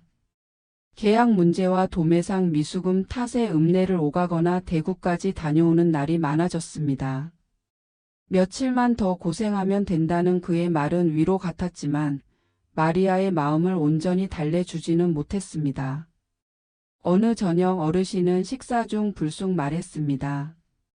저장고 자물쇠를 새로 갈았지만 확인이 더 필요하다. 오늘 밤에 다시 들어가 보자. 그 순간 마리아의 젓가락이 잠시 멈췄습니다. 종철은 별 의심 없이 고개를 끄덕였습니다. 예, 아버님. 내일 아침에 나가기 전에 같이 보시죠. 그러나 어르신은 조용히 덧붙였습니다. 오늘 밤이 낫다. 아침은 바쁘니까. 그 말은 단순했지만 마리아의 가슴은 서늘하게 내려앉았습니다. 밤은 유난히 고요했습니다. 눈이 흩날리며 지붕 위로 쌓였고 마당의 흙길은 질척였습니다. 종철은 방에서 서류를 정리하다가 곧 잠들었습니다. 시계가 10시를 넘겼을 무렵 어르신의 목소리가 마당에서 들렸습니다. 마리아, 저장고 한번 보자꾸나. 마리아는 두 손을 모아 쥐었습니다. 거절할 수는 없었습니다. 문 앞에 서 있는 어르신의 그림자가 길게 드리워져 있었습니다. 철문이 열리자 서늘한 공기가 쏟아져 나왔습니다. 어르신이 먼저 들어섰고 마리아는 뒤따라 들어갔습니다. 전등 불빛이 위에서 내려앉았지만 안쪽은 여전히 그림자가 짙었습니다. 라벨이 어제 것과 다르다. 내가 붙인 게 아니냐? 그는 무심히 물었습니다. 제가 붙였습니다. 손이 곱다 보니 흙 자국이 더 잘 보인다. 마리아는 대답 대신 라벨을 다시 눌렀습니다. 그 순간 어르신의 손길이 짧게 스쳤습니다. 숨이 멎는 듯 했지만 그는 이내 뒤로 물러섰습니다. 겁낼 것 없다. 가족끼리인데. 그의 말은 담담했지만 그 속에 숨어있는 무언가가 더 무겁게 들렸습니다. 다음 날 눈이 그치자 종철은 읍내로 향했습니다. 농협에 가서 서류 처리하고 올게. 짧은 말만 남기고 떠났습니다. 집에는 마리아와 어르신 둘만 남았습니다. 바람이 세차게 불었고 담장 너머 감나무 가지가 부러져 땅에 떨어졌습니다. 부엌에서 설거지를 하던 마리아는 문득 기척을 느꼈습니다. 뒤돌아보니 어르신이 문가에 서 있었습니다. 아무 말도 하지 않고 그저 한참 동안 바라보고만 있었습니다. 그 침묵이 오히려 더 무거웠습니다. 아버님, 무슨 일 있으십니까? 아니다. 그냥 본 거다. 그는 그렇게 말하고 돌아섰습니다. 하지만 그 짧은 장면이 마리아의 가슴 속에는 오래 남았습니다. 그날 저녁 종철은 늦게 돌아왔습니다. 눈발이 다시 굵어졌고 집은 온통 어둠에 잠겨 있었습니다. 세 사람은 간단히 저녁을 먹고 각자의 방으로 들어갔습니다. 한밤중 창호가 흔들리는 소리에 마리아는 눈을 떴습니다. 복도 끝에서 발소리가 났습니다. 이번에도 분명한 발소리였습니다. 그러나 이내 멈추고 아무 일 없었다는 듯 사라졌습니다. 마리아는 이불을 덮고 두 손을 가슴 위에 모았습니다. 그리고 속으로 조용히 말했습니다. 저는 가족입니다. 그러나 경계는 놓치지 않습니다. 그 문장은 그녀의 마지막 방패이자 경계선이었습니다. 새벽 공기는 유리처럼 차가웠습니다. 지붕 위로 얇게 쌓인 눈이 바람에 갈라지며 사각거렸고 마당의 발자국은 밤새 얼어붙었습니다. 마리아는 이불 속에서 한 문장을 되뇌었습니다. 오늘은 묻겠습니다. 그 말이 심장 박동과 박자를 맞추자 몸속 어딘가에서 오랫동안 웅크리고 있던 두려움이 조금씩 자리에서 일어났습니다. 아침 식탁에서 어르신이 말했습니다. 오늘 오전에 선별장 정리하고 오후엔 저장고 안쪽 벽을 손봐야겠다. 아버님. 마리아가 먼저 입을 열었습니다. 그 한마디에 방 안 공기가 미세하게 흔들렸습니다. 종철이 젓가락을 내려놓고 그녀를 보았습니다. 말씀하세요. 마리아는 눈을 피하지 않았습니다. 저는 이 집의 며느리이기 전에 한 사람입니다. 그리고 가족이기에 물어야 합니다. 어르신의 표정이 아주 잠깐 굳었습니다. 무슨 소리를 하느냐. 저장고에서 벌어진 일들. 문이 반쯤 닫히고 불빛이 낮아지고 말이 길어지는 밤들. 저는 모두 기억하고 있습니다. 종철의 시선이 어르신에게로 튀었습니다. 아버님, 그게 무슨... 어르신은 침착한 목소리로 잘랐습니다. 헛소리 그만해라. 일이 많다. 그 말로 아침은 아무 일 없이 지나가는 듯 보였습니다. 그러나 균열은 더 이상 숨지 않았습니다. 마리아는 점퍼 안쪽 주머니에 손을 넣어 작은 기계의 모서리를 눌렀습니다. 그 얇은 차가움이 오늘의 시작을 확인시켜 주었습니다. 오전 선별장 바닥을 쓸어내고 벽 선반을 닦고 상자 모서리에 못을 망치로 눌렀습니다. 점심 무렵 눈발이 다시 굵어졌고 바람은 산자락에서 언덕을 흘러내리듯 불었습니다. 종철에게 전화가 왔습니다. 농협에서 서류 확인하자고 합니다. 서둘러 갔다 와야겠어요. 어르신이 짧게 말했습니다. 그래. 다녀와라. 문이 닫히고 트럭 소리가 멀어지자 농장은 다시 조용해졌습니다. 그 고요 속에서 어르신이 천천히 저장고 쪽으로 걸었습니다. 마리아 안쪽 벽이 습기를 먹었다. 오늘 끝내자. 철문이 열리고 차가운 공기가 흘러나왔습니다. 전등이 켜졌고 사과 상자들의 그림자가 길게 겹쳤습니다. 어르신이 문을 반쯤 닫으려는 순간 마리아가 말했습니다. 열어두겠습니다. 습기가 빠지려면 바람이 드나들어야 하니까요. 어르신은 잠깐 머뭇거렸지만 더 닫지 않았습니다. 두 사람 사이에는 상자 더미와 빈 팔레트 그리고 긴 침묵이 놓였습니다. 그가 먼저 말했습니다. 그만 잊어라. 이 집은 내가 기대는 곳이다. 잊을 일과 묻는 일은 다릅니다. 가족끼리 무슨 체면을 차리느냐. 가족이라면 경계가 더 분명해야 합니다. 어르신은 짧게 웃었습니다. 그리고 가까이 다가오려는 듯 했지만 발을 멈췄습니다. 마리아의 손이 점퍼 주머니 속에서 잠깐 움직였기 때문입니다. 손수건 아래의 작은 기계. 오늘 그녀는 그것을 시작부터 켜두었습니다. 바깥에서 바람이 철문을 한 차례 세게 밀었습니다. 문이 덜컥이며 더 열렸고 바람이 저장고 바닥에 먼지를 흘렀습니다. 그때 마당 쪽에서 누군가 부르는 소리가 들렸습니다. 낮고 단단한 목소리. 아무도 없나? 정노인의 목소리였습니다. 어르신의 어깨가 아주 미세하게 굳었습니다. 마리아가 빠르게 대답했습니다. 여기 있습니다. 정노인이 문 앞에 섰습니다. 젖은 모자챙에서 물방울이 뚝뚝 떨어졌습니다. 어제 읍내지서에서 사람이 왔더만. 이 근처 창고에 도둑 들었다고. 문 단속 잘하라고 전해달라 하더군. 어르신은 짧게 목을 가다듬었습니다. 그래요? 우린 괜찮습니다. 정노인의 눈길이 저장고 안쪽을 한번 흘렀습니다. 오래 산 사람의 눈빛. 보고도 말하지 않는 법을 아는 그러나 필요할 때는 말할 줄 아는 눈빛. 그래 조심여. 정노인은 곧 발길을 돌렸습니다. 그가 떠나자 바람이 잠시 잦아들었습니다. 어르신이 낮게 말했습니다. 괜한 말을 듣고 온 노인네들이 시끄럽구나. 마리아는 고개를 들었습니다. 시끄러운 게 필요한 때가 있습니다. 그는 한숨을 내쉬었습니다. 너는 참 말이 많아졌다. 침묵은 길어졌습니다. 그래서 이제 묻습니다. 제가 두려워한 것이 제 착각이었습니까? 그 질문은 칼날처럼 공기 사이를 가르며 멈췄습니다.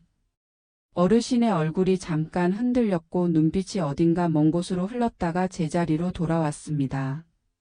내가 뭘 알고 묻느냐? 모릅니다. 그래서 묻습니다. 다만 제가 기억하는 것을 기록했습니다. 그 순간 저장고 밖에서 트럭 브레이크 소리가 들렸습니다. 종철이 돌아온 것입니다. 철문이 활짝 열렸고 차가운 대기가 한 번에 쏟아져 들어왔습니다. 종철이 헐레벌떡 들어오며 물었습니다. 무슨 일이에요? 마리아는 종철을 똑바로 보았습니다. 종철 씨, 저는 오늘 당신에게도 묻겠습니다. 그의 얼굴이 긴장으로 굳었습니다. 말해봐. 저장고에서 제가 두려워했던 일들 당신은 몰랐습니까? 아니면 모른 척 했습니까? 종철은 바로 대답하지 못했습니다. 어르신이 빠르게 끼어들었습니다. 터무니없는 소리 말라고 했지 않느냐. 그러나 마리아는 더 이상 물러서지 않았습니다. 그녀는 점퍼 안쪽에서 손수건을 꺼내 조심스럽게 접었습니다. 그리고 그 아래에 작은 기계를 드러냈습니다. 여기에 제가 들은 말과 제가 겪은 밤이 들어 있습니다. 종철의 눈이 커졌습니다. 어르신의 표정은 굳었습니다. 내가 감히가 아닙니다. 살아야 해서 그랬습니다. 바람이 다시 저장고 문을 밀었습니다. 덜컥하고 열린 문틈 사이로 놀랍게도 보건소 차량과 파출소 순찰차의 파란 불빛이 언덕 아래에 어른거렸습니다. 종철이 황급히 밖을 내다보았습니다.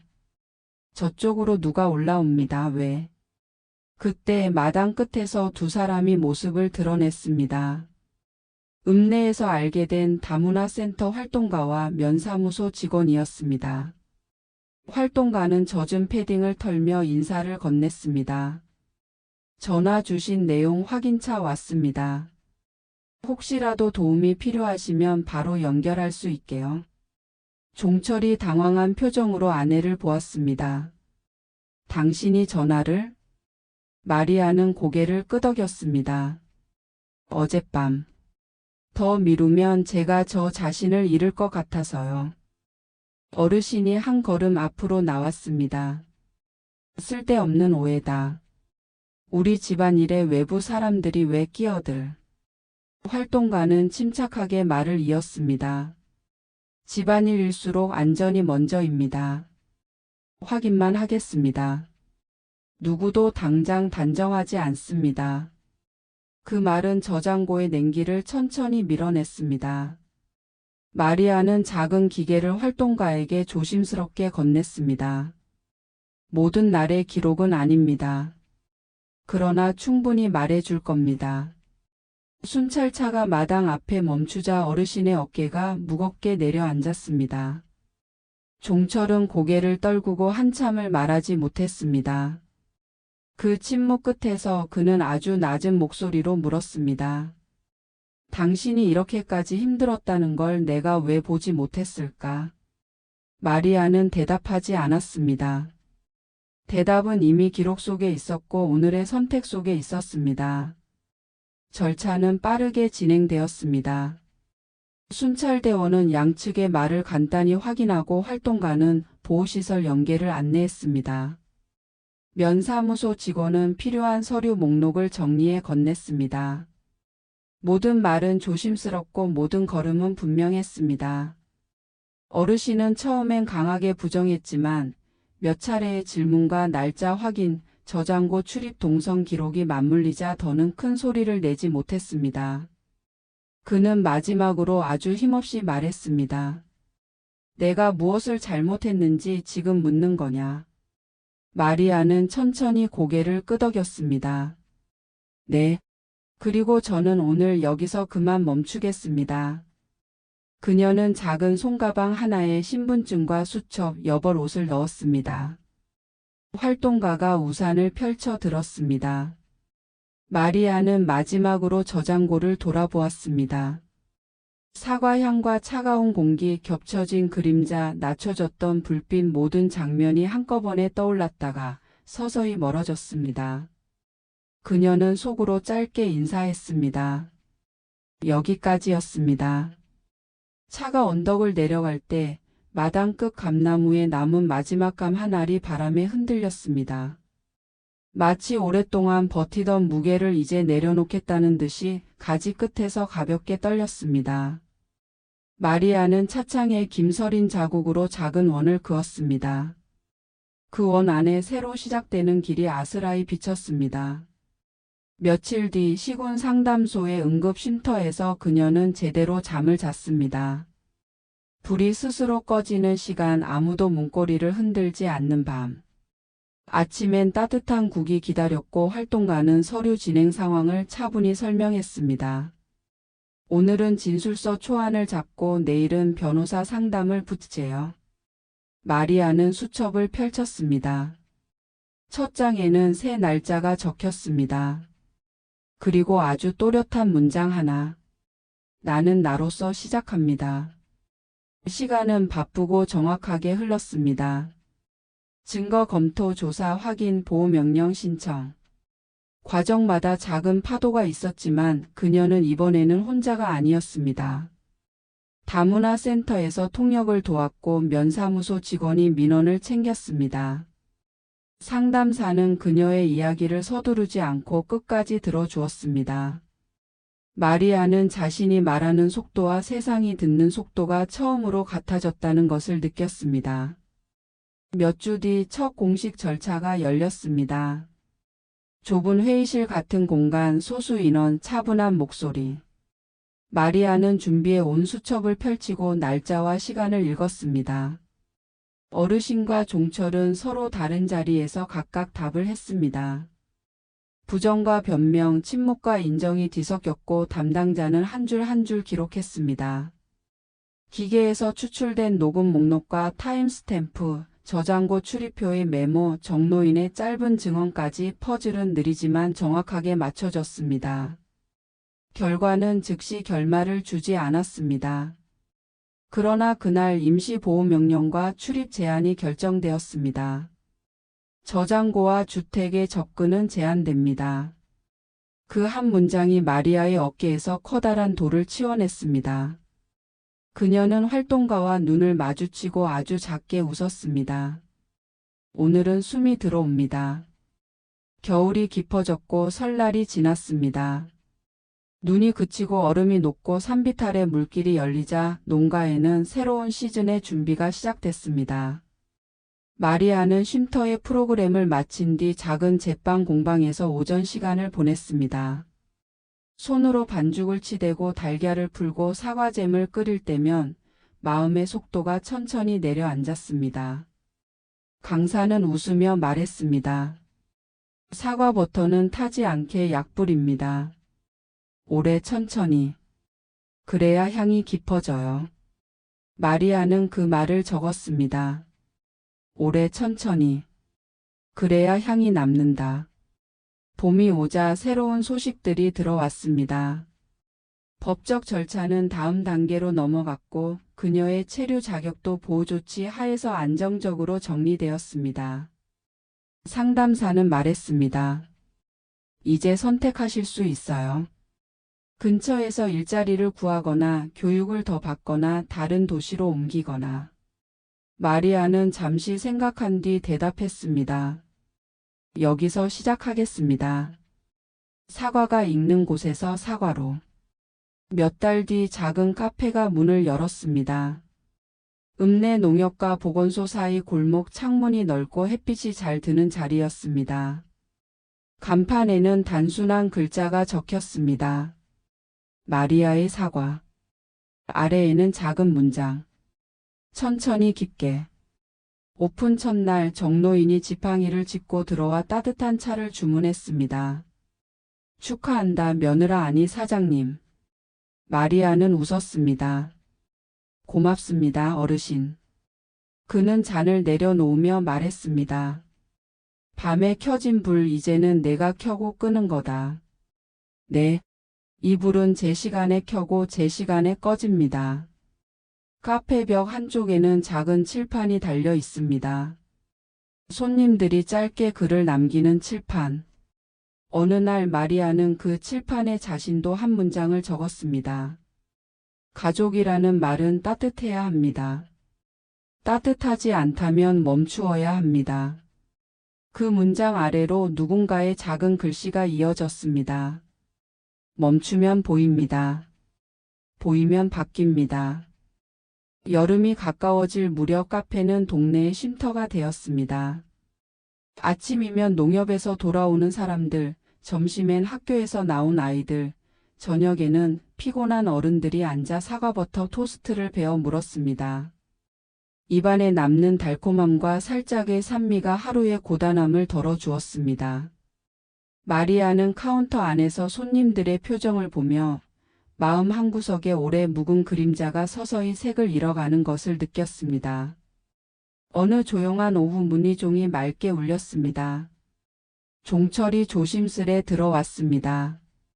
그는 카운터 앞에서 한동안 말이 없었습니다. 그리고 낮은 목소리로 말했습니다. 미안합니다. 마리아는 잠시 그 말을 들여다보았습니다. 그 말은 늦었지만 여전히 무게가 있었습니다. 저는 오늘의 일을 합니다. 그녀의 대답은 단호했지만 차갑지 않았습니다. 종철은 고개를 끄덕였고 잔을 비우고 조용히 돌아섰습니다. 문이 닫히자 종소리가 한 번 더 울렸습니다. 미안함과 작별 그리고 조용한 안녕이 그 소리에 겹쳐 있었습니다. 해가 기울 무렵 창밖으로 붉은 빛이 골목을 채웠습니다. 마리아는 가게 불을 하나씩 낮췄습니다. 불빛이 차분해지고 그림자가 부드러워졌습니다. 그녀는 마지막 테이블을 닫고 카운터 뒤 칠판 앞에 섰습니다. 그리고 오늘의 문장을 지우고 새 문장을 적었습니다. 포기하지 마세요. 당신은 혼자가 아닙니다. 우리가 있습니다. 그녀는 조용히 미소 지었습니다. 오늘의 불은 이 정도면 충분했습니다. 내일의 불은 내일의 손으로 다시 켤 것입니다. 문이 닫히고 골목에 바람이 스쳤습니다. 어둠은 여전히 찾아오지만 이제는 두렵지 않았습니다. 불을 켤 방법을 알고 있었고 함께 켤 사람들이 있었습니다. 이야기를 듣고 계신 여러분, 이 골목의 작은 가게처럼 각자의 삶에도 불빛이 필요할 때가 있습니다. 혹시 오늘의 이야기가 마음 한켠을 건드렸다면 여러분의 생각을 남겨주세요. 누군가에게는 그 짧은 문장이 긴 밤을 건너는 다리가 될지 모릅니다. 그리고 이야기가 유익했다면 다음 이야기도 함께 걸어갈 수 있도록 응원해 주십시오. 당신의 한 번의 손짓이 누군가의 첫 걸음을 지켜줄 수 있습니다.